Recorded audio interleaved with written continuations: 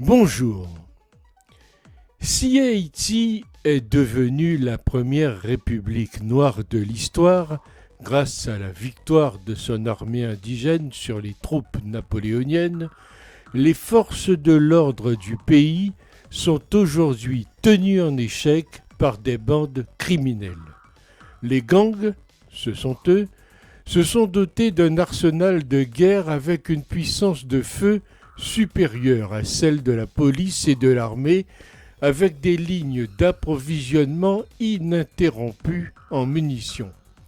Leur mainmise grandissante sur le territoire s'est révélée ces derniers mois au travers d'une recrudescence des enlèvements contre rançon à Port-au-Prince comme en province.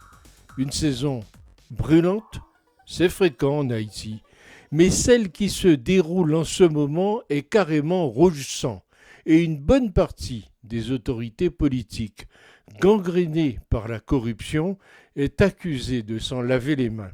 Les gangs les plus violents, pas 2 ou 3, mais des dizaines, sont devenus les maîtres depuis des mois, particulièrement à Port-au-Prince, la capitale.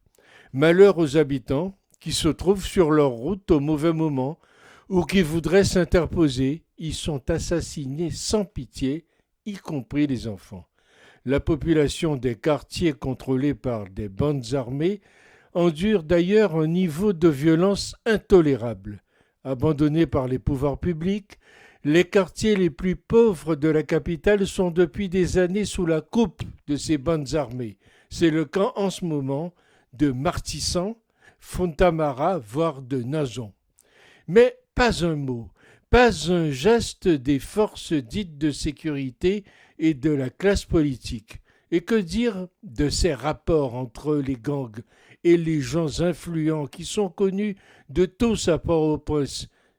Ce sont ces gens qui les ont armés dans l'espoir de se protéger dans un pays où les forces de l'ordre ont déclaré forfait ou sont inexistantes. Ensuite, ces personnes ont perdu le contrôle de ces miliciens qui sont devenus des bandits.